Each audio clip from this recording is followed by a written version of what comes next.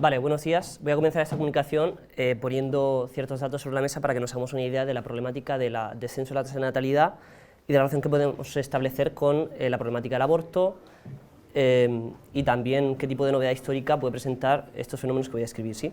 Entonces, en primer lugar, habría que ver que la tasa de natalidad ha descendido desde el siglo XIX de una manera prácticamente interrumpida, ¿sí? Excepto fenómenos muy puntuales de ciertos años en los cuales pues a lo mejor asciende un poquito, la constante es un descenso muy acusado, de forma tal que actualmente en Europa pues ningún país alcanza los 2,1 hijos por mujer en edad fértil necesarios para que se produzca el reemplazo generacional perfecto, ¿sí? Es decir, para que a lo largo del tiempo de varias generaciones la población no disminuya, sino que al menos se mantenga o aumente. En el caso de España, estamos en el segundo país que menos natalidad tiene, solamente por debajo de Malta, y estamos en 1,19, y en 1975 estamos en 2,8 hijos, es decir, en cuestión de unos 50 años hemos pasado de 2, hijos por mujer en edad fértil a 1,19. En cuanto al resto de Europa, pues dependiendo del país, por ejemplo en Italia se sitúa en 1,24, más o menos cerca de España, en Grecia 1,39, es decir, las sociedades mediterráneas tienen una tasa de natalidad bastante baja, en Alemania 1,53, en Reino Unido 1,56, en Francia tiene una tasa de natalidad relativamente alta, 1,83, pero esa tasa de natalidad también es cierto que hay que ponerla en contexto con una población árabe bastante numerosa en cuanto a proporción, en comparación a la población árabe que hay en Italia o en España, que también es ciertamente numerosa, pero no tanto, claro. Y entonces Francia sería el que tiene el índice de fecundidad más alto. Y luego mirando hacia la hispanidad tenemos que México está en 2,08, es decir, casi alcanza el reemplazo perfecto, y Argentina, Perú y Venezuela no es solamente que están en el reemplazo, sino que incluso lo superan. Y tienen respectivamente 2,23, 2,21 y 2,23 de nuevo. En el caso de Estados Unidos se sitúa en 1,64 y Canadá en 1,4. Y los países con el índice de fecundidad más alto son los del tercer mundo, y en particular el África subsahariana, donde encontramos pues, cifras tan astronómicas como 4,54 hijos en Costa de Marfil por mujer en edad fértil, 5,72 en el Congo o 6,74 en Níger, que si descontamos que hay ciertas mujeres que serán infértiles o que no encuentren pareja o lo que sea, porque hay más mujeres que hombres, pues eso da lugar a que habrá familias en las cuales pues, tengan hasta 10 hijos, es decir, es una cifra muy alta.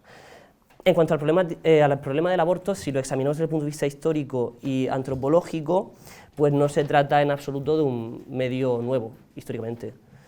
Y entonces, si atendemos al testimonio de Marvin Harris, en Caníbales y Reyes, dice lo siguiente, cito literalmente: en todo el mundo se utilizan numerosos venenos vegetales y animales que provocan traumas físicos generalizados o que actúan directamente sobre el útero para poner fin a embarazos no deseados. También se utilizan muchas técnicas mecánicas para provocar el aborto, como atarse fajas ceñidas alrededor del vientre, aplicar masajes vigorosos, someterse a extremos de frío y calor, golpear el abdomen y saltar sobre un tablón colocado encima del vientre de la mujer hasta que emane la sangre por la vagina. Entonces, el aborto en sí no es en absoluto novedoso históricamente. Lo que sí es novedoso, y aquí es donde hay que ofrecer algún tipo de explicación social, es que el aborto en sociedades estatales, no preestatales, haya pasado de ser ilegal a estar no solamente legalizado, sino que en algunos casos se reconoce como una opción tan legítima como no tener los hijos, o sea, como tener los hijos, ¿sí? Es decir, la mujer abortante reclama para sí tanta legitimidad como la mujer que tiene los hijos y no aborta. Esto sí es novedoso históricamente, entonces es lo que hay que explicar propiamente, no la institucionalización del aborto, que ya está institucionalizado, como la legalización de ese aborto que ya está institucionalizado en sociedades ya que no alcanza el nivel estatal. Vale, y entonces, si examinamos también de nuevo desde el punto de vista estadístico qué sociedades han legalizado el aborto desde este punto de vista, pues encontramos que son del primer mundo, es decir, todas las sociedades europeas y en el caso de América, dependiendo de los países. En los países del llamado tercer mundo, que son los que tienen la tasa de natalidad más alta, pues por ejemplo Papúa Nueva Guinea, Congo, Angola, Myanmar, Irak, lo permiten el aborto solamente en caso de que la madre esté en peligro de morir en caso de tener hijos, ¿sí? Y en otros países como Níger, Kenia, Indonesia, Egipto o Arabia Saudí, también incluyen el caso de violación, pero son casos muy puntuales, es decir, no es aborto libre hasta ciertos meses, sino solamente si hay peligro de que la madre muera o ha sido violada. en países del tercer mundo. Y en Hispanoamérica, pues depende del caso, o sea, depende del país. En México se permite, y recientemente en Argentina también ilegal con plazos, es decir, sin ningún tipo de supuesto. Entonces, si comparamos los dos fenómenos, es decir, el de la tasa de natalidad con el del aborto, vemos que coinciden, es decir, en cuanto a espacio social. Los países en los que la tasa de natalidad es más alta son también los países en los que hay mayor permisividad respecto al aborto, y que son los del primer mundo, es decir, los más ricos económicamente, y los países en los que la tasa de natalidad es más alta son países en los que además el aborto no está permitido, que son los países del tercer mundo, o así llamados. Es decir, más desarrollo económico, menos natalidad y más aborto, menos desarrollo económico, más natalidad y menos aborto. Esa sería la constante. Ahora, ¿qué tipo de relación hay entre los dos? Aparte de esto, es decir, ¿pueden tener algún tipo de fundamento causal? Pues yo voy a sostener en esta conferencia que sí. Dado este estado de la cuestión, digamos, estadístico o sociológico de qué sucede con el descenso de la tasa de natalidad y con el aborto, pues voy a exponer en qué va a consistir esta conferencia. Y entonces el objetivo es aprovechar una explicación tradicional de la antropología social que se remonta a Evans Pritchard y que continúa Marvin Harris, y yo aquí voy a tomar como canónica la explicación de Marvin Harris, tal como es la fórmula, pero no para mantenerme en ella ni para reexponerla, sino para analizarla nosológicamente desde el punto de vista del materialismo filosófico y en función en concreto de la oposición entre base y superestructura. Es decir, no me voy a mantener en el horizonte de la antropología social, ni de la sociología, ni tampoco, aunque intentaré ofrecer algún tipo de posibles soluciones, de la técnica política, sino que me voy a pretender mantener en el terreno de la filosofía y la sociología, para regresar a los fundamentos de la oposición entre base y superestructura. Es el objetivo de la conferencia.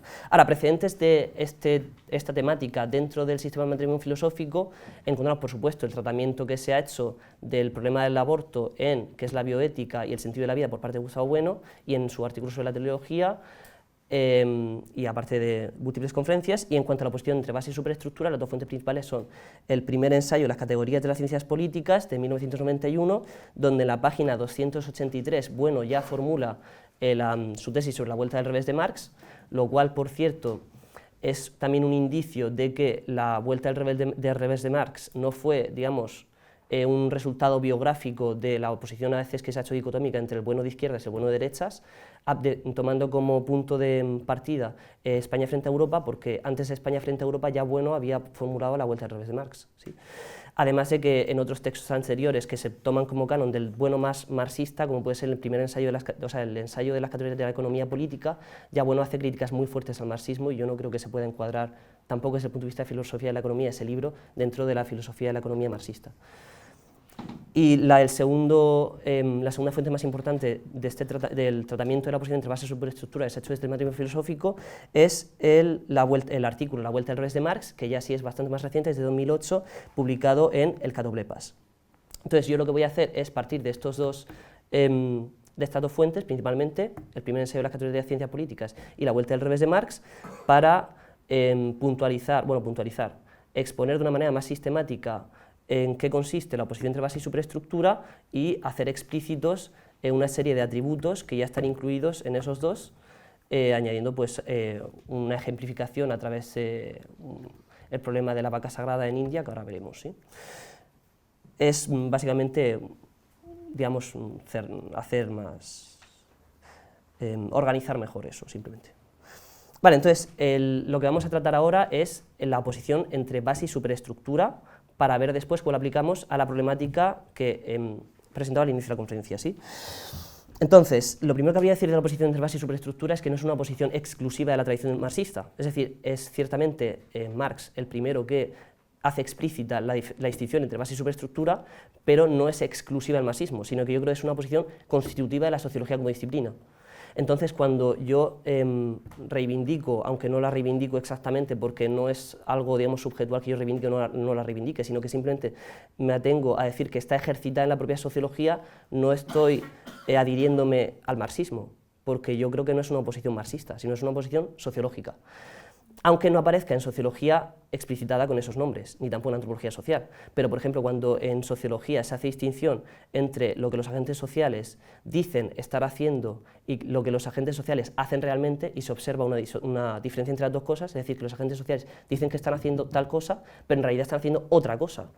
y se analiza esa disociación entre los dos fenómenos en función de ciertos intereses que tienen esos agentes para decir algo distinto de lo que está haciendo realmente, ya está ejercitada la distinción entre base y superestructura. Y a lo mejor el sociólogo no ha leído a Marx en su vida, ni tiene por qué hacerlo, ni tiene influencia directa de Marx. Entonces es una posición constitutiva de la sociología. ¿Qué tipo de actualidad tiene? Pues no solamente en terreno académico, en la antropología cultural de Marvin Harris, que distingue, recordamos, entre infraestructura, estructura y superestructura, muy influido, en este caso sí, directamente por la tradición marxista, sino también en el terreno mundano o ideológico, en el feminismo, pues encontramos Kate Millett, Monique Wittig, Donna Haraway, también tiene mucho peso esta distinción, que eso también tiene influencia directa al marxismo, y principalmente también en la teoría crítica de la raza, que todo esto del Black Lives Matter, ¿sí? Donde se habla de supremacismo blanco y cuando se plantea, por ejemplo, que la música in toto como categoría sería una expresión de supremacismo blanco, pues lo que se está haciendo es plantearlo en términos de base y superestructura, pero de una forma reduccionista o sociologista que a continuación procederemos a criticar. En conclusión, de lo que se trata no es tanto de aceptar o rechazar la posición entre base y superestructura, sino de, partiendo del hecho de que ejercitativamente ya es constitutiva la sociología, establecer cuáles son sus límites nosológicos y definir qué es lo que se está ejercitando en sociología o en antropología social cuando se ejercita esa distinción.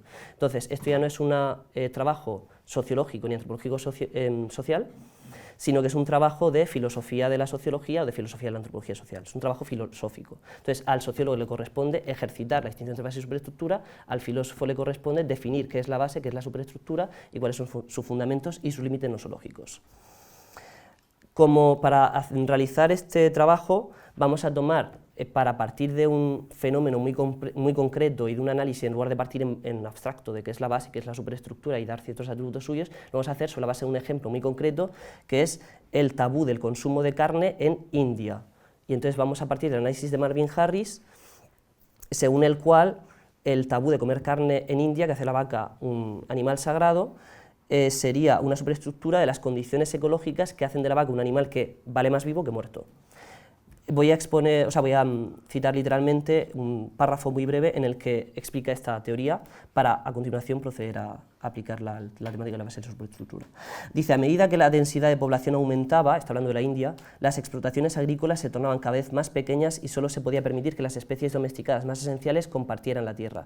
El ganado vacuno era la única especie que no se podía eliminar. Eran los animales que tiraban de los arados de los que dependía todo el ciclo de la agricultura basado en las lluvias. Al menos se debía mantener 2 bueyes por familia y una vaca que engendrara a los animales destinados a reemplazar a los bueyes cuando estos dejaran de servir. Así, el ganado vacuno se convirtió en el foco central del tabú religioso del consumo de carne. Como únicos animales de granja restantes, potencialmente eran la única fuente cárnica que quedaba. Sin embargo, matarlos por su carne constituía una amenaza para todo el modo de producción alimentaria. Así, la carne de vaca fue convertida en tabú por el mismo motivo que el cerdo lo fue en Oriente Medio, para evitar la tentación. Es decir, si se come la vaca, se van a morir de hambre. Entonces, la función que tiene el establecer el tabú de que esa vaca es sagrada es evitar la tentación para que los que se necesitan de esa vaca, incluso cuando tienen periodos de gran hambruna, prefieran antes morirse de hambre que comerse a la vaca, porque como se comen a la vaca, allá sí que se van a morir de hambre sí o sí. Vale, pues partiendo de este ejemplo prototipo que vamos a tomar como eje director de la distinción entre base y superestructura, puede definirse esta distinción como una distinción que se establece en el momento de jerarquizar causalmente las instituciones y que la divide en 2 grupos correlativos.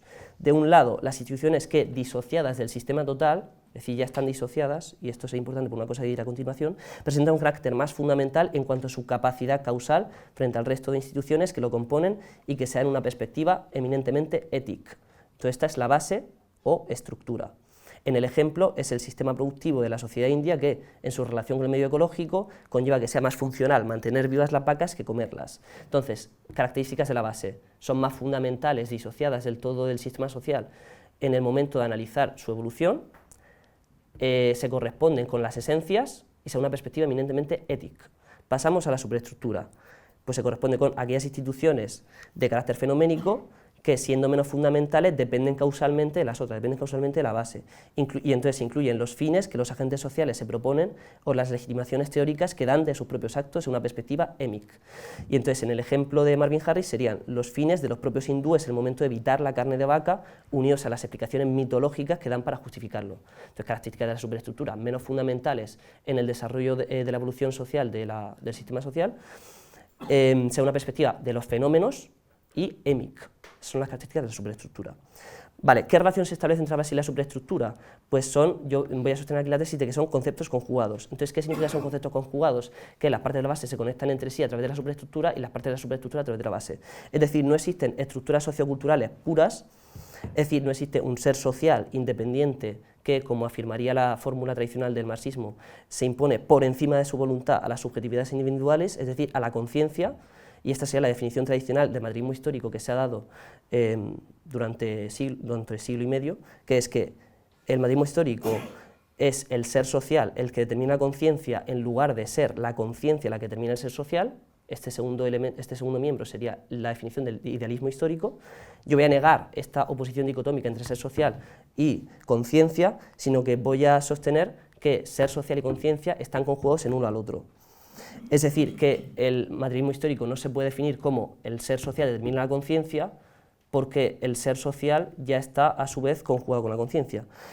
Y esto se traduce en lo siguiente, y es que un sistema sociocultural consta ante todo de sujetos operatorios que actúan con sus propios fines conscientes. Es decir, en el sistema de la vaca sagrada no es una superestructura que se pone por encima de la voluntad de los sujetos, sino que los propios sujetos ya no quieren comer la vaca porque es un tabú.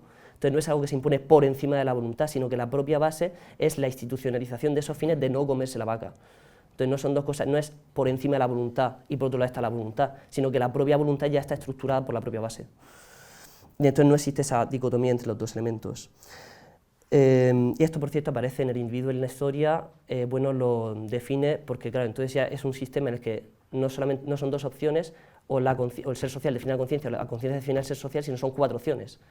Y entonces que el ser social determina la conciencia determina el ser social, entonces reducción del ser social a la conciencia, reducción de la conciencia al ser social, yuxtaposición de ambos, o en el caso del materialismo filosófico, la conjugación de ambos, que estaría en otro grupo del marxismo. Y entonces,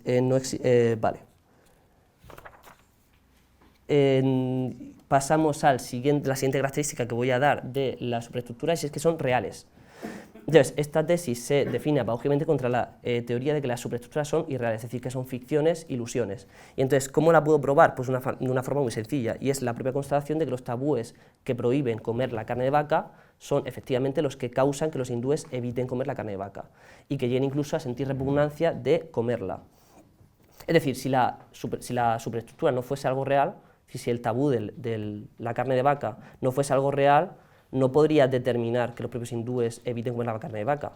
Entonces, si lo determina, es porque es real. Entonces, no es ninguna ilusión ni ninguna ficción. Y entonces, esto es particularmente interesante por oposición al anarquismo de la cultura, que concibe las instituciones como algo completamente arbitrario, que está ahí no se sabe muy bien por qué, y particularmente a la teoría de las instituciones y de las normas sociales como algo que es performativo, que esto es lo mismo que aparece también en Judith Butler. Es decir, que es performativo en tanto que para que el tabú de la vaca sagrada se realice como tal, es necesario que yo obedezca a ese tabú no comiendo la carne de vaca. Yo creo que esto es un error, porque invierte la flecha causal. Es decir, no es que no hay un yo por debajo que elige no comer la carne de vaca y entonces realiza el tabú de la vaca sagrada, sino que es el tabú de la vaca sagrada, que es realísimo, el que determina que yo no quiera comer la vaca sagrada. Entonces invierte la flecha causal, no hay un yo por debajo que realiza performativamente el tabú de la vaca sagrada, sino que ese yo es ya un resultado del propio tabú. Entonces las superestructuras son realísimas y además yo creo que son más reales todavía que mi propio yo, porque mi propio yo ya es una abstracción del yo enculturado ya estructurado por el tabú de la vaca sagrada. La siguiente característica que voy a dar de la oposición entre base y superestructura es que las superestructuras no son un reflejo de la base. Esta es una teoría también parte del marxismo y entonces en sí, decir la superestructura es un reflejo de la base, es algo bastante ambiguo, pero ¿cómo yo lo puedo interpretar para poder criticarlo y no simplemente decir, es una teoría ambigua y entonces por eso la rechazo? No, yo voy a definirla de la siguiente forma, reflejo lo voy a entender como un isomorfismo entre la superestructura y la base que parte de la base, es decir, la superestructura tiene la misma forma que la base. Esta es la teoría que yo voy a rechazar. Entonces, en algunos casos sí que se da ese isomorfismo en el cual la superestructura tiene la forma de la base, pero en otros casos no. ¿En qué casos sí se da un isomorfismo entre la superestructura y la base? Pues, por ejemplo, cuando la mitología, los dioses tienen las mismas costumbres que los hombres de esa sociedad. Por ejemplo, si vamos al Rig Veda, encontramos fragmentos como los siguientes. Cuando los dioses ofrecieron el sacrificio, esto es el mito de la creación que ofrece el Rig Veda. Cuando los dioses ofrecieron el sacrificio, utilizando al hombre como ofrenda, la primavera fue la mantequilla clarificada, el verano el combustible, el otoño la oblación. Ungieron al hombre el sacrificio nacido en el principio sobre la hierba sagrada. Con él los dioses, los satyas y los sabios sacrificaron. De este sacrificio, en el que se ofreció todo, se obtuvo la mantequilla clarificada y os la transformó en los animales que viven en el aire, en el bosque y en las aldeas. De ese sacrificio en el que se ofreció todo, nacieron los versos y los cantos, nacieron los metros y las fórmulas. De él nacieron los caballos y aquellos otros animales que tienen una doble serie de incisivos. De él nacieron las vacas y las cabras y las ovejas nacieron de él. Es decir, tenemos que en el Rig Veda aparecen dioses que realizan sacrificios con mantequilla clarificada. Lógicamente, en la sociedad hindú no podía haber dioses que preparasen el té, porque no existía el té, que es de China. Tampoco podría haber dioses que como sacrificio hiciesen chocolate, porque el chocolate no existía en la sociedad hindú. Entonces los dioses tienen las mismas costumbres que la propia sociedad hindú. Entonces en ese caso sí hay un reflejo, en el sentido del isomorfismo. Pero claro, en otros casos no. Por ejemplo, el caso que yo voy a analizar aquí, que es el del aborto y la natalidad, no hay ese isomorfismo. Es decir, cuando yo digo que la teoría que afirma que no tener hijos es un bien al planeta, porque en el planeta se van a agotar los recursos naturales y entonces es un bien altruista que yo no tenga hijos, porque de esa manera voy a contribuir a que no se alimente el cambio climático, todas estas cosas que yo voy a intentar demostrar que son superestructuras, ahí no hay isomorfismo ninguno de la base. Entonces, en algunos casos sí hay isomorfismo, en otros casos no. Entonces, inherentemente, la superestructura no se puede decir que sea un reflejo de la base. Vale. El siguiente atributo que voy a establecer de la distinción entre base y superestructura es que la base no es algo que evolucione de un modo autónomo y que arrastra tras de sí a la superestructura, que esto es algo que también se ve en Marx. Vale, aquí hago un inciso, y es que ciertos marxistas o que están más o menos afines al materialismo filosófico defienden que en Marx, en el ejercicio, ya estaría la tesis de que base y superestructura están conjugadas. Y entonces que por tanto no se podría hablar de una vuelta al revés de Marx, sino que Marx ya se daría la vuelta a sí mismo. Yo creo que esta tesis es un error, porque cuando uno analiza los textos de Marx, y he estado revisando últimamente tanto el Manifiesto Comunista como la crítica del programa de Gotha, lo que se ve no es eso. Es decir, filológicamente Marx dice literalmente que la superestructura es algo que va después de la base, es decir, no van simultáneamente. Y le otorga cierta autonomía a la base, es decir, la superestructura es algo que va arrastrado por la base. Yo aquí no voy a poder demostrarlo filológicamente, pero porque no es el caso, pero yo creo que no se sostiene esa tesis. Además de que, como he dicho, la propia definición del materialismo histórico tradicionalmente es que el ser social determina la conciencia, y bueno, lo que dice es que eso no puede ser, es decir, que el ser social ya está conjugado con la conciencia. Entonces son dos posiciones distintas, yo creo que no. Y otra cosa que me han dicho para salvar esto es que en Marx, en realidad, ser social, base y superestructura serían lo que la forma al contenido. Yo creo que esta tesis no está en Marx tampoco.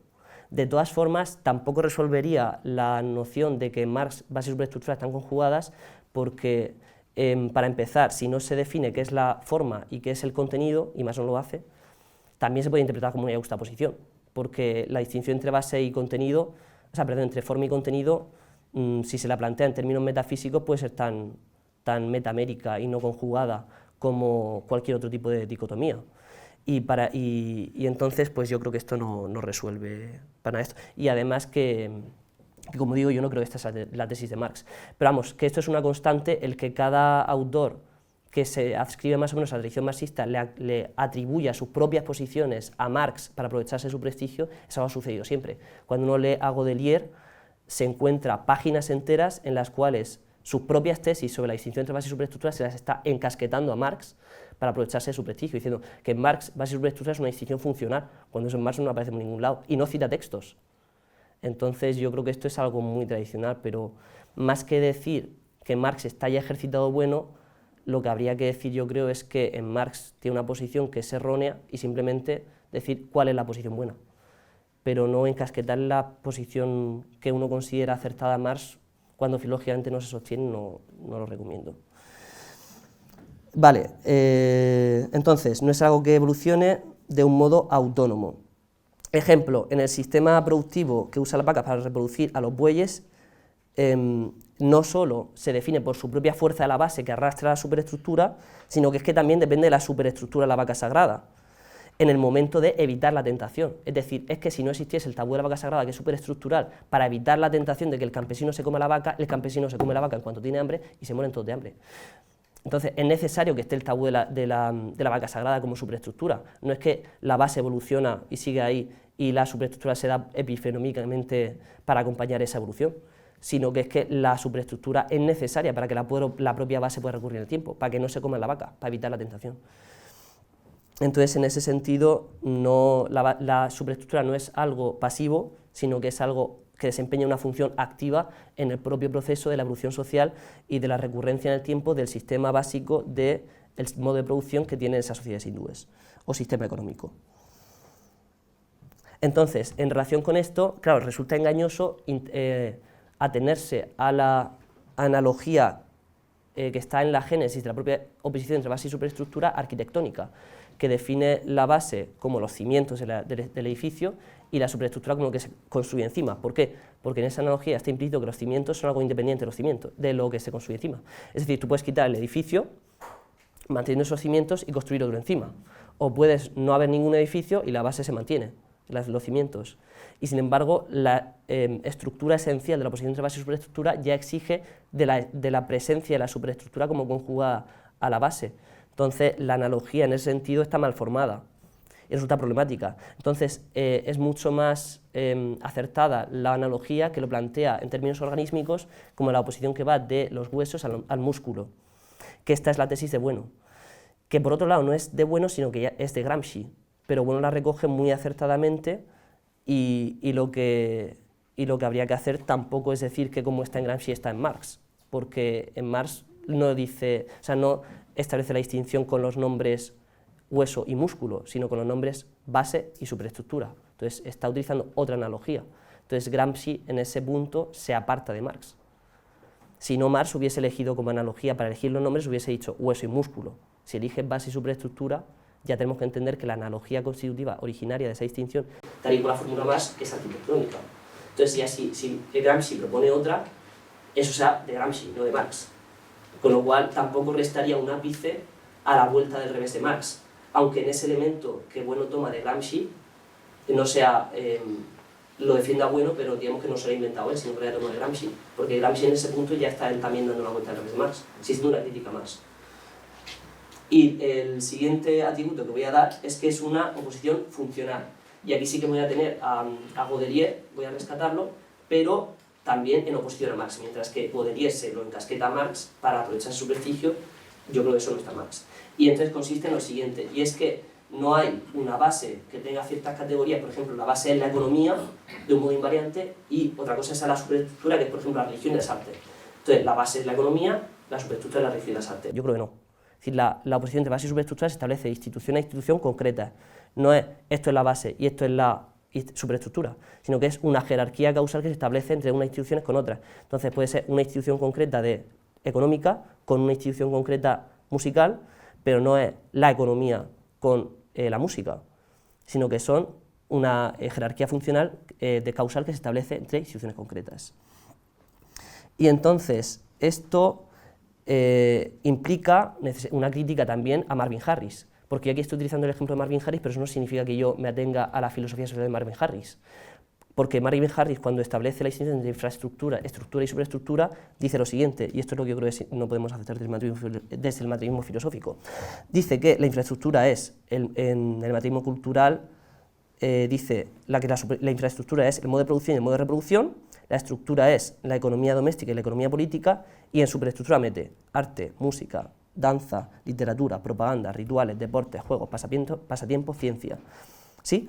Y este esquema es también el que utiliza en su libro Introducción a Antropología General de 1994, en mi edición, el original no, del 70 y algo era, donde utiliza esa misma distinción entre infraestructura, estructura y superestructura con esa clasificación para organizar pues una introducción a la antropología general, ¿sí? Entonces, yo creo que a esto se puede criticar, en primer lugar, que es una lista de lavandería tan empírica como la de Murdoch, que él critica. Es decir, porque meter en la superestructura arte, música, danza, literatura, propaganda, rituales, deportes, juegos, ¿qué tipo de unidad tiene eso? Entonces, pues podría meter cinco elementos más, o podría dividir, yo que sé, podría aglutinar, o sea, por ejemplo, distingue entre arte y música, como si la música no fuese arte. No sé, es una lista muy empírica, díctica, de esto, pero no hay un sistema detrás. Entonces es una lista de lavandería, por un lado. Y por otro lado, que incurre en el error de, pues eso, de considerar categorías completas, como diciendo, la base es la economía, la música es la superestructura, y es que hasta en la superestructura mete la ciencia. Y, hombre, meter la física o la química como superestructura implica ya un cierto relativismo cultural, porque, claro, está poniendo las ciencias occidentales al mismo nivel que las ciencias de las sociedades primitivas. Y entonces dice la física de los Azandes, la física occidental, como si fuesen dos cosas del mismo plano. Entonces, si la física de los Azandes es una superestructura, pues la física de los occidentales también es una superestructura. Yo creo que no. Para empezar, porque el error está en concebir que los Azandes tienen una física en el mismo sentido que se dice física de la ciencia occidental, porque los Azandes no tienen ciencias propiamente dichas en el sentido occidental, y en segundo lugar, porque ya toma categorías completas, cuando eso yo creo que es el abuso ya donde está el error. Entonces, esta es la crítica que yo ofrecería a la concepción que tiene Marvin Harris de la oposición entre base y superestructura. Y entonces, ¿cuál es la solución que aportaría? Pues para empezar, concebir que el todo complejo de la cultura, en lugar de ofrecer esta lista de lavandería que Marvin Harris ofrece como música, arte, no sé qué tal, tomar como parámetro, que esto es lo que sea bueno en el mito de la cultura, las categorías concretas, que son las propias ciencias. Hay tantas categorías como ciencias y tantas categorías culturales como categorías en general, es decir, como ciencias. Entonces, las categorías etnológicas son política, economía, sociología, psicología, derecho, música, etc. ¿Sí? Entonces, esta es, en lugar de una lista de lavandería que sea díctica y tal, lo que vamos a hacer es tomar como punto de partida las propias disciplinas, no ciencias, porque no todas son ciencias, pero las propias disciplinas categoriales, tal y como están constituidas en Occidente y que nosotros mismos utilizamos para analizar otras sociedades. Ese es el punto de partida que tenemos. Y entonces esto ofrece también la virtualidad de que podemos utilizar esa distinción de categorías culturales para clasificar las diferentes superestructuras. Y entonces, si hay tantas categorías culturales como disciplinas, pues puesto que la distinción de base superestructura es una distinción funcional que se establece en virtud de ciertas instituciones, y las instituciones están todas categorizadas en ciertas categorías, ¿sí? En esa disciplina, pues habrá también tanto las especies de superestructuras como categorías. Entonces tenemos superestructuras políticas, superestructuras económicas, superestructuras sociológicas, superestructuras psicológicas, etc. ¿Qué pasa? Que no todas esas superestructuras, todas esas categorías ofrecen la misma virtualidad de poder ser igual de fundamentales. Por ejemplo, es más probable que una institución económica o política determine una institución musical que la inversa. Pero es decir, que, por ejemplo, una exigencia musical interna determine el que se movilice todo el aparato del Estado sin que haya ningún tipo de interés político de por medio. Pero claro, eso no equivale a un reduccionismo de la una a la otra. ¿Por qué? Pues por lo siguiente. Para empezar, porque la propia música ya tiene una sustantividad, y aquí yo voy a reivindicar la posición que Vicente Chuliá ha defendido en muchas ocasiones de la sustantividad de la música, en el sentido de que la música tiene un desarrollo técnico, tiene su propia normatividad, y entonces tú puedes explicar, por ejemplo, como sucedió en el caso de Shostakovich, que cuando hizo Lady Macbeth del distrito de Mtsensk, una ópera, y entonces cogió el periódico Pravda del partido de Stalin y le hizo una crítica brutal donde decía que era música burguesa, y entonces Shostakovich se vio obligado a cambiar radicalmente de estilo, y entonces a partir de su quinta sinfonía pasa a un estilo más de vanguardia hacia un estilo de carácter postromántico. Pero ¿cuál es la prueba de que no hay una reducción de la música a la política? Pues precisamente que lo que Stalin no hizo fue generar un estilo nuevo ex nihilo, sino que se limitó a fomentar, pues por ejemplo financiándolo o metiendo miedo mediante el terror o lo que sea, un cambio del estilo vanguardista a que Shostakovich utilizase un estilo más inteligible al público, que es un estilo de carácter más postromántico, pero se sigue manteniendo la inmanencia musical. Es decir, lo único que cambia es que en lugar de atenerse a un estilo vanguardista, pasa a un estilo más postromántico, pero se sigue manteniendo la inmanencia, es decir, hay una sustantividad. No es que la economía lanza como superestructura o la política lanza como superestructura un estilo nuevo, eso es imposible. Lo que hace es contribuir a que se fomente un estilo más postromántico en lugar de un estilo más de vanguardia. Entonces, en ese sentido, no se puede concebir como si la música fuese una superestructura en abstracto. No, la superestructura es simplemente el fomentar un estilo más adecuado a los fines ideológicos de Stalin frente a otros estilos. Además que se da en casos muy concretos. Es decir, tú no puedes decir que el estilo musical es una superestructura. Tú puedes decir que el cambio de Shostakovich de un estilo más vanguardista a un estilo más posromántico estuvo motivado por la razón política de que Stalin le metió miedo. Y entonces, por razones ideológicas del partido, le convenía que cambiase ese estilo. Pero no es el estilo musical, sino ese cambio concreto del estilo tal. Entonces, en ese sentido, hay que mantener siempre la tesis de la inmanencia de la música y no caer en ese tipo de sociologismo. Entonces, esto es una tesis además sociológica, es decir, no hace falta recurrir a algo externo a la sociología, sino que es que la limitación sociológica de analizar la música como una superestructura en abstracto está ya en el propio ejercicio sociológico. Vale, entonces, hecha esta reconstrucción de la posición entre base y superestructura que quiere desmarcarse de la tradición marxista, al menos en algunos puntos, y reivindicarla como una distinción constitutiva de la sociología, no tampoco exclusiva del marxismo, y ofrecida en términos de materialismo filosófico, a continuación la voy a aplicar al análisis del problema titular de la natalidad y el aborto. Entonces, voy a comenzar por hablar de la base en relación a este problema. Entonces, para eso voy a atenerme a dos órdenes de explicaciones distintos. El primer orden de explicaciones, o el primer grupo de explicaciones que voy a clasificar, son explicaciones de carácter idealista, es decir, que invierten la dirección causal fundamental que se establece desde la base hacia la superestructura en una dirección desde la superestructura hacia la base. Y luego voy a considerar otras explicaciones que sí que presentan un carácter más materialista, pero que sin embargo son también erróneas, aunque sean materialistas, y entonces son verdaderas explicaciones en cuanto a que por su formato sí que cumplen al menos unas reglas básicas, es decir, de que no invierten el sentido de la relación fundamental entre la base y la superestructura, y sin embargo son explicaciones falsas, verdaderas explicaciones, pero explicaciones falsas. En el sentido de que, aunque sean materialistas y formalmente sean correctas, sin embargo por su contenido no lo son. Dentro del grupo de las explicaciones idealistas, la más común es la que se ofrece desde el tradicionalismo, y entonces esta explicación es la que ve en el descenso de la tasa de natalidad o la erosión de la familia la expresión de la institucionalización de una falsa moral individualista y hedonista, entonces que sería la moral del yo, basada en el consumo de bienes y servicios, del disfrute vacuo, donde se reprime el sentido de responsabilidad social, al tiempo que se deshilachan los lazos que otrora unían a la sociedad como un todo. Es decir, es una sociedad líquida en la que los lazos sociales que unían a la sociedad se han deshilachado en individuos, en yoes, cada uno de los cuales reivindica su derecho al disfrute. Vale, yo creo que, y esto se podría ver, por ejemplo, en Juan Manuel de Prada, y en general en el tradicionalismo español. Yo creo que esta explicación es errónea por su formato, en el sentido de que esa superestructura ideológica es cierta. Es decir, las mujeres en esta sociedad reivindican el derecho a decidir, o reivindican, en el caso de la ideología queer, o ideologías queer, o teorías queer, o como se las quiera llamar, el derecho a la autodeterminación de su género. Todos son ideologemas del tipo auto, todo eso es así, pero claro, yo creo que de un lado no se puede poner eso como causa, porque eso ya presupone la sustantivación de esa superestructura. Es decir, ¿de dónde surge eso? ¿De dónde sale esa ideología individualista?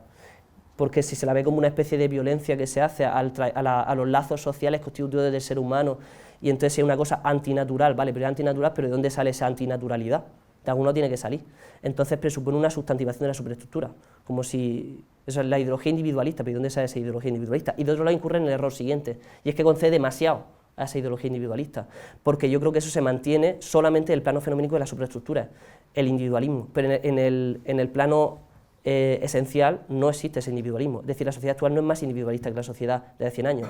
Por ejemplo, la mujer exige su derecho a decidir a la hora del aborto, pero ese derecho a decidir implica que vaya a una clínica, que haya toda una serie de disponibilidad social de que vaya a esa clínica, hay unas enfermeras, hay un material que le permite abortar, incluso quiere que se lo coste el Estado a través de lo público. Entonces esto es un aparato absolutamente social. En el caso del derecho a la autodeterminación de género, sí, todo eso está muy bien, pero lo está exigiendo un Estado, entonces no es individualista. Luego pierden el peso que tenían históricamente, por ejemplo, instituciones como la familia o la nación, pero no porque se disuelvan en el individuo a nivel esencial, sino porque se ven sustituidas por otras instituciones y otros grupos alternativos, por ejemplo, por los colectivos. y por los clubes deportivos o cosas así. Entonces, ahora mismo, por ejemplo, ya no es tan fundamental en el momento de analizar por cierta ideología, ya no es tanto la nación como el LGBT, el que yo soy gay o soy lesbiana o soy genofluido, pero eso es tan social como lo otro, es decir, las dos cosas son iguales de sociales. Entonces, el individualismo solamente tiene sentido en el plano de la superestructura. Lo que tenemos que decir es que el individualismo esencialmente es imposible.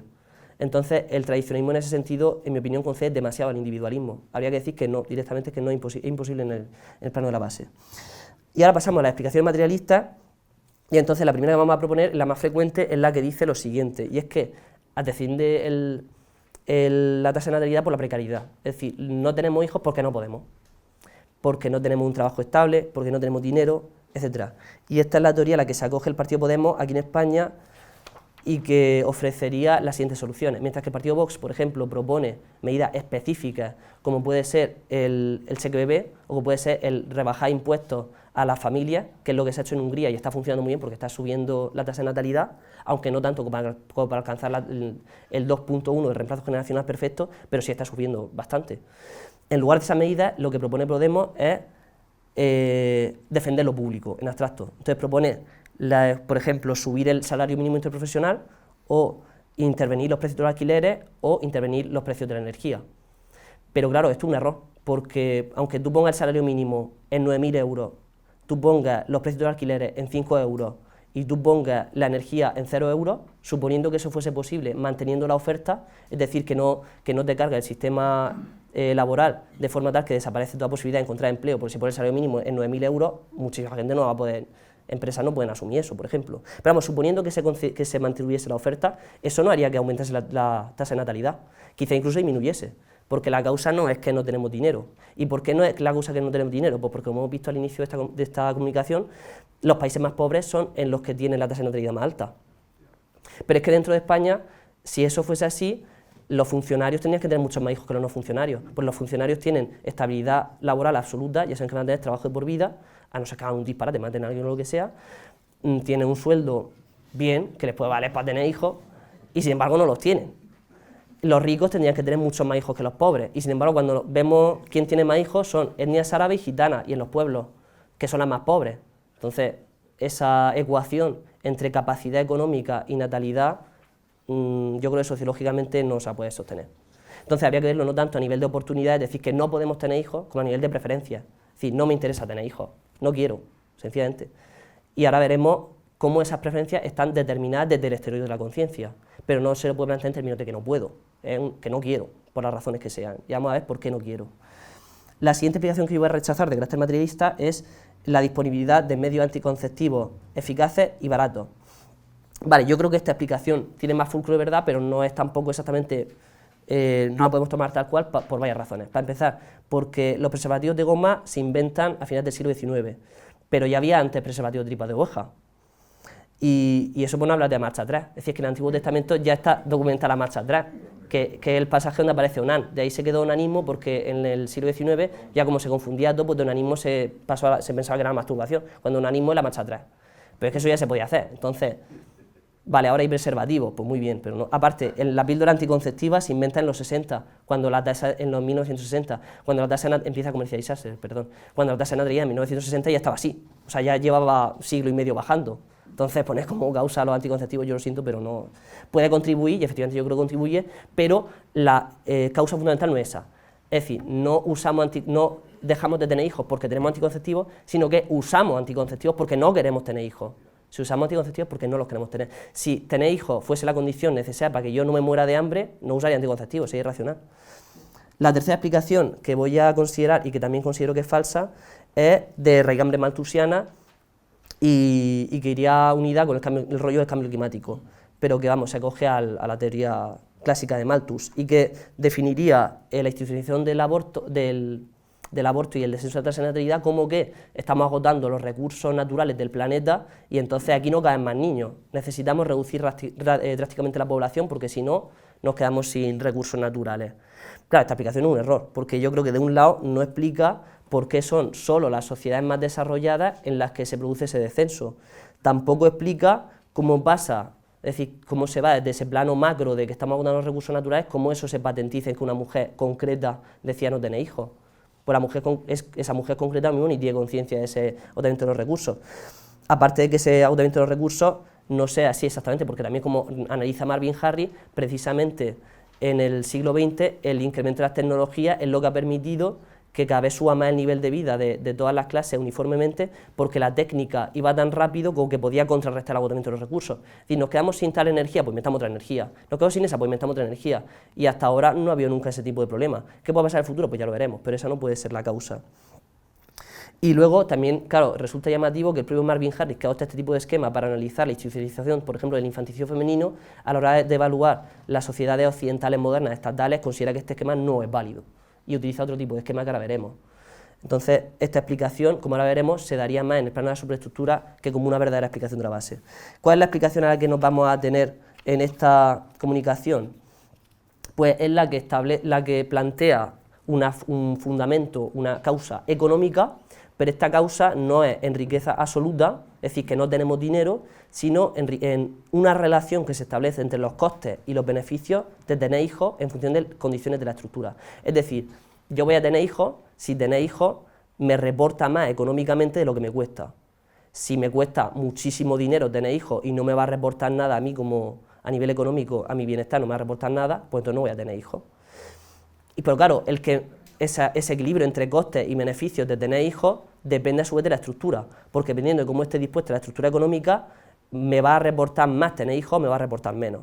Entonces, ¿cómo le explica eso Marvin Harris, pero que en realidad esa tiene una explicación tradicional?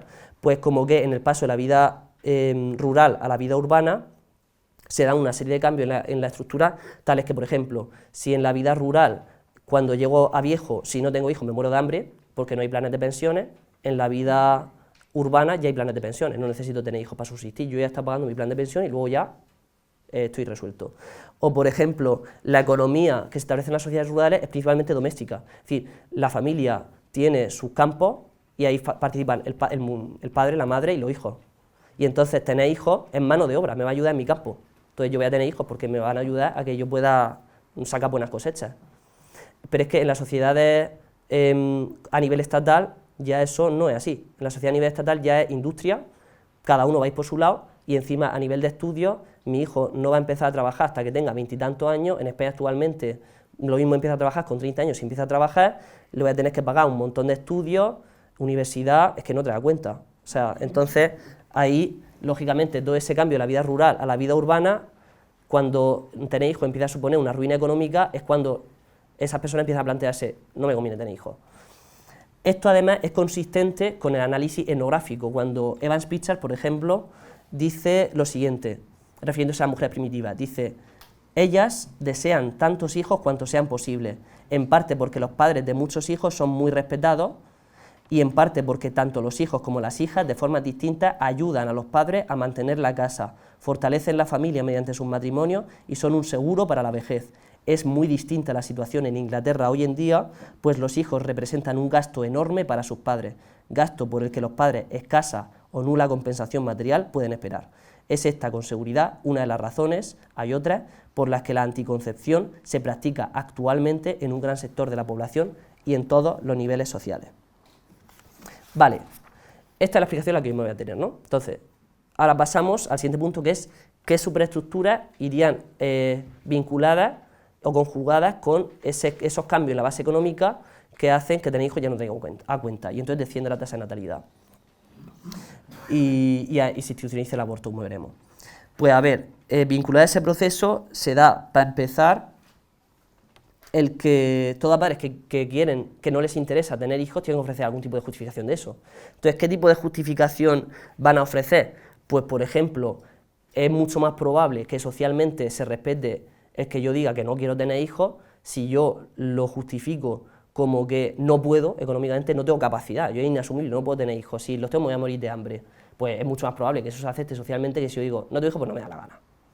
Pues la gente está diciendo, tenemos un problema de natalidad bestial en España, estamos en decadencia absoluta, no es para pagar las pensiones, no tenemos para pagar ni el paro ni nada, necesitamos tener hijos como sea porque como sociedad vamos al declive absoluto. Y entonces tú dices, pues yo no tengo, pues no me da la gana. No, tienes que buscar otra justificación. Te dices, no, es que no tengo porque no puedo, no tengo capacidad posible. Entonces, que es la misma teoría que dice Podemos. Entonces, en ese sentido, la explicación que hemos visto primera de carácter materialista, aunque errónea, de que no tengo capacidad para asumirlo económicamente, es ella misma una superestructura de ese cambio en la base. Otra superestructura que podría servir para justificarlo. Aquí ya no es tanto que mi opción de no tener hijos es tan legítima como tenerlos, sino que es que incluso yo estoy haciendo un bien a la sociedad, porque que es la explicación malthusiana, que estamos agotando recursos naturales y no es solo que mi opción es tan legítima como la tuya, es que es más legítima, tú eres un egoísta, porque por tu culpa que estás teniendo hijos, vamos a agotar los recursos naturales, está cambiando el cambio climático, va a desertificarse todo el terreno cultivable, la gente va a morir de hambre, tú eres un egoísta, el altruista soy yo, que no los tiene. Tú estás haciendo un mal al mundo. Entonces esa explicación es todavía más radical ya, pero vamos, estaría también en el plano de la superestructura. Pues ya no es la fuerza de necesidad, sino que es algo que altruistamente él dice, no, yo podría tener hijos, pero es que no quiero porque le voy a hacer un bien a la sociedad no teniéndolo. Claro, es una falacia por lo que hemos visto. Entonces, ¿qué más cosas se dan en el plano de la superestructura en relación a este proceso?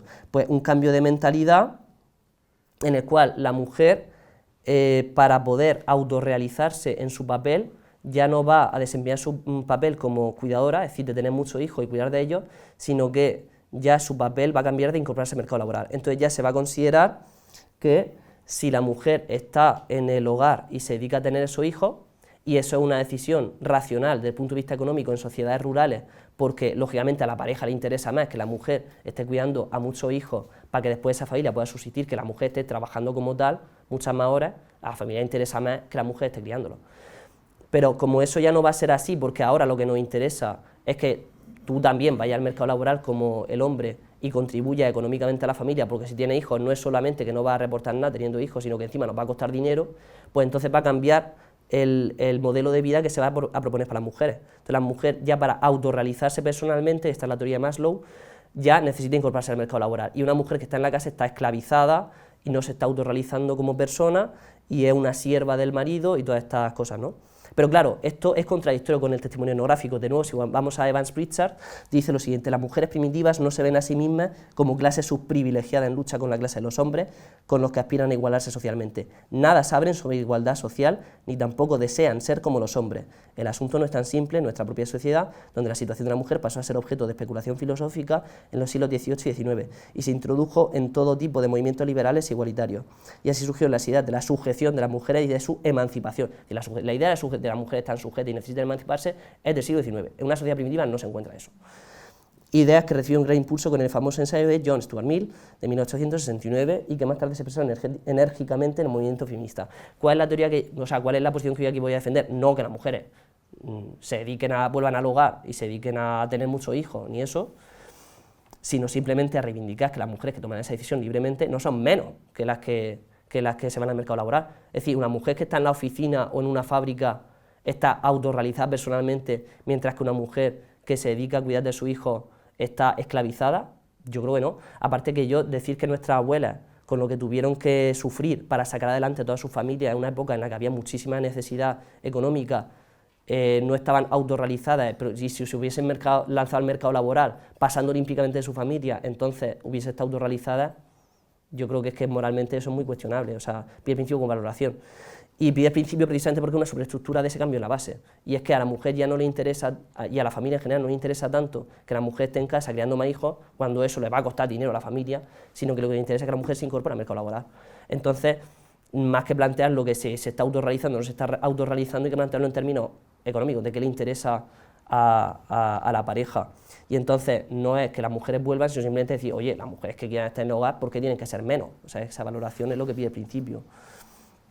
Entonces decir que las mujeres que hacían eso, bien, o sea, no, ni bueno ni malo. Implicaciones sobre la cuestión del aborto. Vale, entonces, pues todo este cambio en la base implicará, del mismo modo que con el tema de la natalidad, toda una serie de superestructuras proabortistas cuya función es legitimar la legalización del aborto y el derecho a decidir de la madre. ¿Por qué? Pues porque si en el siglo XVI o en general en sociedades rurales el tener hijos para la madre le viene bien, es bien económicamente, el tener hijos en sociedades urbanas es mal para la madre, le supone sacrificar su posible futuro profesional y entonces es lógico que sienta menos deseo de tener hijos, pero no porque lo siente, o sea, la explicación no es que siente menos deseo, eso es una cosa puramente subjetiva, sino que ese deseo ya está estructurado por el propio cambio de la base. Entonces, eso va a exigir el que se presente la opción de abortar como algo tan legítimo como no hacerlo. Entonces, los hijos pasan de ser, en la sociedad tradicional, una bendición del cielo y de venir con un pan debajo del brazo a atarte, es decir, tener hijos te ata como persona. Y entonces ya no se dice que los hijos vienen con un pan debajo del brazo. Y esto tiene fundamento, porque es que realmente hace 100 años los hijos venían con un pan debajo del brazo, en el sentido que económicamente rentaba, y ahora ya no vienen con un pan debajo del brazo, en el sentido de que económicamente te cuesta mucho dinero hacerlo. Entonces, en la ideología proabortista es lógico que no encontremos ideologías proabortistas en sociedades primitivas. Si se practica el aborto va a ser siempre a escondidas y en condiciones muy particulares. Va a presentarse ideologías abortistas en sociedades actuales en las cuales, por las condiciones económicas, tener hijos cuesta mucho más de lo que supone no tenerlo. Luego, y esto se patentiza en la propia arbitrariedad de los plazos, por ejemplo. Unos toman como criterio de plazos que es legítimo abortar hasta el cerebro, otro el corazón, pero eso es completamente arbitrario. Luego, otros hablan incluso de aborto posparto, cuando aborto posparto ya no es aborto, es esencialmente infanticidio, pero en sentido literal, dicen aborto posparto, pues eso lo defienden académicos científicos de tal universidad. O sea que aborto posparto como concepto es una superestructura.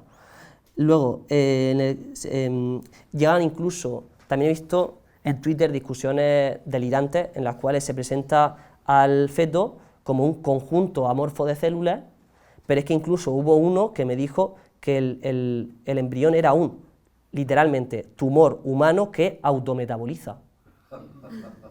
O sea, ya es que ni siquiera es organismo. No es que sea un ser vivo, pero no es humano. Es que no es un organismo, es un tumor humano que autometaboliza. O sea, que es un delirio completo. O sea, desde el punto de vista biológico, es que no hay por dónde cogerlo. Yo lo siento, pero no. Estadísticas sobre la legalización del aborto las tienen ustedes en su papel que le han repartido, con lo cual me las voy a saltar. Y pasamos al antiabortismo, también una superestructura.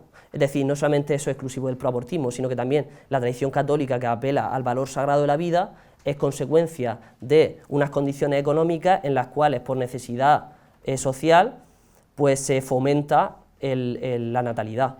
Entonces, una manera de legitimar ese fomento de la natalidad es presentar como que la vida es sagrada.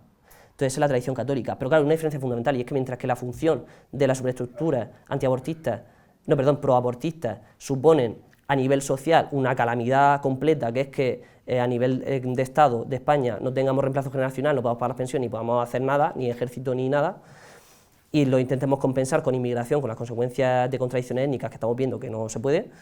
Las consecuencias de esa superestructura católica, que es el valor sagrado de la vida, es precisamente en la dirección opuesta, y es que por lo menos nos permiten que la tasa de natalidad contribuya a que se mantenga más o menos. Entonces, en ese sentido, claro, las dos son superestructuras, pero no se las puede poner en un plano de igualdad, porque las consecuencias de una no son las consecuencias de la otra, ni las funciones que tiene una y por las cuales se explican no son las funciones que tiene la otra. En el caso del matrimonio filosófico, ¿qué posición ocupa? Pues claro, el matrimonio filosófico no es una superestructura, en el sentido de que no quiere mantenerse el plano de la filosofía mundana, de ser una mera ideología, porque toda filosofía académica es ideológica en cierto sentido, en el sentido que se define frente a otras filosofías, pero no toda ideología es filosófica en el sentido académico. Entonces, el matrimonio filosófico se mantiene en otro plano completamente distinto de las ideologías proabortistas y antiabortistas. Entonces, la función del matrimonio filosófico no es tanto un hacer, en el sentido de decir el aborto está mal por esta otra razón, porque en el momento en que el matrimonio filosófico se institucionalice ya a un plano ya social, de como pretende, por ejemplo, pues ciertas corrientes más afines al marxismo de Santiago Armesía y tal, de la implantación política, que esa no es la tesis de bueno, pero da igual, en el momento en que se implantase políticamente, que dejaría de ser filosofía académica y se convertiría en una ideología más, en otra superestructura, porque si se institucionalizase, para empezar que nadie la gente lo defendería dogmáticamente igual que el marxismo, se convertiría en una superestructura más. Y entonces la función del matrimonio filosófico no es tanto un hacer como un deshacer. Es decir, la función del matrimonio filosófico tiene que ser más bien coger toda esa ideología proabortistas, que son las verdaderamente peligrosas y las que están institucionalizadas en grado máximo, porque el antiabortismo ahora mismo es completamente minoritario, es decir, son 4 gatos católicos que están ahí en las clínicas, no hay nadie prácticamente. Lo que nos debe ocupar es más deshacer, criticar las ideologías proabortistas que las antiabortistas, lógicamente. Entonces, la forma de un deshacer, aparte que luego el matrimonio filosófico tenga su propia posición teórica en el plano de la bioética, ¿sí? Ahora, ¿cómo podemos revertir este problema? Pues desde el punto de vista práctico, estudiar técnica política, yo me voy a limitar a dar unas líneas muy sucintas. Entonces, si el problema por el cual defiende la tasa de natalidad es el desequilibrio entre los costos y los beneficios de tener hijos, lógicamente lo que hay que hacer estructuralmente para fomentar la natalidad es que tener hijos cueste menos que no tenerlos. Entonces, Entonces, ¿cómo se consigue eso? Pues con medidas como el cheque bebé o bajar impuestos a la familia. Es decir, a partir de 3 hijos, exención de impuestos, por ejemplo, que eso es lo que se hace en Hungría y está funcionando. Pero es que además esto, y aquí ataco completamente a Michel Foucault, que dice que la biopolítica se utiliza a partir del siglo XVII-XVIII, la biopolítica es tan antigua como el propio Estado. Es decir, cuando uno va a Aristóteles en la política, Aristóteles dice en la política en relación a Esparta de su tiempo, dice literalmente, el legislador, queriendo que los espartanos sean los más posibles, es decir, que haya mucha natalidad, impulsa a los ciudadanos a tener el mayor número de hijos posible. En efecto, tienen una ley que deja libre del servicio militar al padre de 3 hijos y al de 4 de todo impuesto. Es decir, en la Esparta ya se aplicaban ese tipo de políticas, es que son antiquísimas porque funcionan. Entonces querían tener una natalidad muy alta, ¿qué hacían? Al que tenga 3 hijos no tiene que hacer servicio militar, y al que tenga 4 no paga impuestos, porque la manera es mantener la tasa de natalidad. Entonces ahí la biopolítica, es decir, que el siglo XVII y XVIII, no, o sea, la biopolítica, en el sentido de la ingeniería social que llaman otros, de mediante el Estado intentar regular una tasa de natalidad que permita, en su confrontación con otros Estados en dialéctica, mantener esa tasa, pues es tan antigua como el propio Estado. Vale. Ahora, problemas que tiene este tipo de medidas y que aquí también habría que ver cómo los podemos solucionar. Yo aquí no voy a aportar soluciones, sino simplemente problematizarlos. ¿Qué sucede? Que claro, es verdad que España étnicamente es diversa, en el sentido de que por un lado está la cultura hegemónica española y por otro lado está la etnia árabe y por otro lado está la etnia gitana, algunas de las cuales, por ejemplo, de etnia árabe hay algunos que están nacionalizados españoles. Entonces, claro, puede ser que cuando utiliza este tipo de medidas fomente más la natalidad de ciertas etnias y no de otras. Es decir, por ejemplo, puede ser que aumente más todavía la natalidad de la etnia árabe y de la española se mantenga más o menos igual. No se podría ser. Yo aquí no voy a proponer soluciones porque no soy sociólogo ni me funciona, me compete simplemente mantenerme en el plano de la filosofía y la sociología. Entonces es un posible problema que habría que plantearse a nivel técnico. Y luego, otra posible solución, que también sería problemática, pero que como posibilidad está ahí, es volver a una ley de supuestos. Es decir, ahora mismo tenemos una ley del aborto, me refiero. Ahora mismo tenemos una ley del aborto en la cual se producen 100.000 abortos, alrededor de 100.000 abortos al año. Estamos que desde 1991 hasta 2020 se han realizado unos 2.300.000 abortos, es decir, supone un 8,8% de la actual población española, son 47,3 millones, es decir, una cantidad de niños bestial. Aparte que de esos abortos son principalmente dentro de la cultura española hegemónica, que en principio es la que más nos interesa para evitar las contradicciones sociales es fomentar. Entonces, una posibilidad sería volver a una ley de supuestos. Pero claro, esta posibilidad tiene también otro tipo de problemáticas. Para empezar, que el partido que proponga eso ya sabe que va a tener en las calles a millones de gente muy cabreada, va a perder las elecciones y entonces, pues, electoralmente no sé si puede ser sensato, porque entonces le va a durar lo que termina la legislatura si no le monta una moción de censura. Entonces hay que ver cómo se hace eso. Y aquí paso de nuevo a la oposición entre base y superestructura, el tipo de realimentación que se da. Y es que, claro, para poder justificar este tipo de medidas que fomenten la natalidad y supongan un sacrificio social fuerte de mucho dinero público que se invierte en rebajas de impuestos y tal, necesitamos a su vez que haya institucionalizada en cierto grado una ideología pronatalista que a su vez para poder institucionalizarse depende de que tener hijos cueste menos de lo que reporta. Entonces, de un lado, para que se puedan impulsar este tipo de medidas económicas dependemos de la superestructura de una ideología pronatalista, por otro lado, la ideología pronatalista solo puede surgir cuando hayamos cambiado la estructura. Entonces, desde el punto de vista técnico, cómo salir de ese círculo vicioso es un problema fuerte, y ahí se demuestra la conjugación y la realimentación que se da entre la base y la superestructura, que es que no se puede plantear como, vale, pues motivamos una serie de medidas técnicas y entonces pues ya la superestructura cambiará. No, es que a su vez dependemos de la superestructura para poder justificar e institucionalizar esas medidas tecnológicas. Vale, entonces, final, ¿en qué podemos concluir de esta cuestión? Pues para empezar, conclusión principal, que desde el punto de vista de la oposición entre base y superestructura, el debate mundano se mantiene en el plano de la superestructura, pero claro, limitación que tenemos que establecer este análisis contra el sociologismo, y esto es fundamental. Esto no es una crítica, en ningún caso, a las ideologías superestructurales o del tipo que sean, proabortistas ni antiabortistas.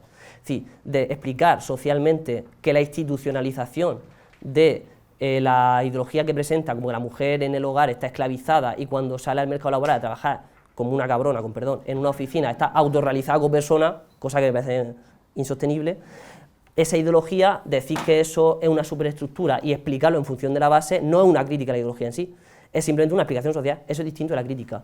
O decir que el que presenta el embrión como un conjunto amorfo de células o como un tumor que autometaboliza es una superestructura, no es una crítica porque eso es falso, porque si es una superestructura, pues bien, y puede ser verdad, aun siendo una superestructura, o no serlo, es que es una cosa relativamente independiente. Entonces hay que distinguir, y esta es una conclusión de filosofía de la sociología fundamental, entre el análisis y la explicación propiamente sociológica y los límites que se tiene en el plano de la crítica filosófica. Es decir, por un lado está la crítica filosófica de que eso sea ético o no sea ético, y por otro lado la explicación sociológica. Entonces aquí simplemente nos hemos encargado de conceptuar desde el punto de vista sociológico cómo eso es una superestructura, pero de otro lado está la crítica filosófica a por qué eso no es así. Y entonces esa ya es la actividad propiamente filosófica que está realizada por Gustavo Bueno en que es la bioética o en el sentido de la vida. Entonces, del mismo modo, para deshacer, que es la función propiamente filosófica, toda esa ideología proabortista, no basta decir que son superestructuras, eso no contribuye en nada, lo que hay que hacer es contraargumentar.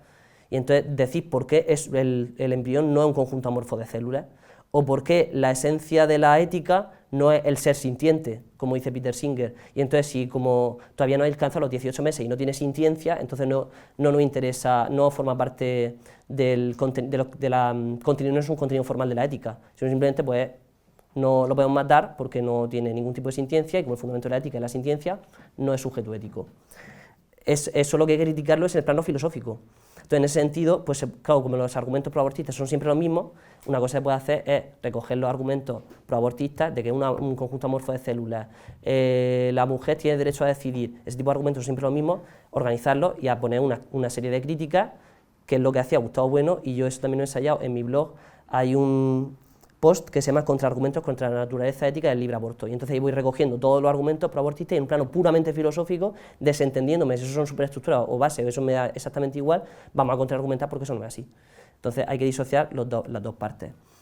Y entonces, claro, ¿a qué se aspira desde el punto de vista filosófico de este modo? Pues a derribar al antiabortismo, al proabortismo, imposible. O sea, desde el punto de vista filosófico eso sería idealismo, que eso es un poco la tesis de Marx, de que la filosofía tiene que cambiar el mundo. No, o sea, desde el punto de vista filosófico no podemos aspirar a eso, porque además en el mismo momento en el que aspirásemos a eso, ya se habría convertido en ideología. Sí que podemos aspirar, dentro de ese deshacer, a contribuir a debilitar parcialmente, aunque sea dentro de las pocas personas que puedan entender ese tipo de argumentación y que entren en contacto con el materialismo filosófico, a debilitar esa ideología, pero no podemos aspirar mucho más.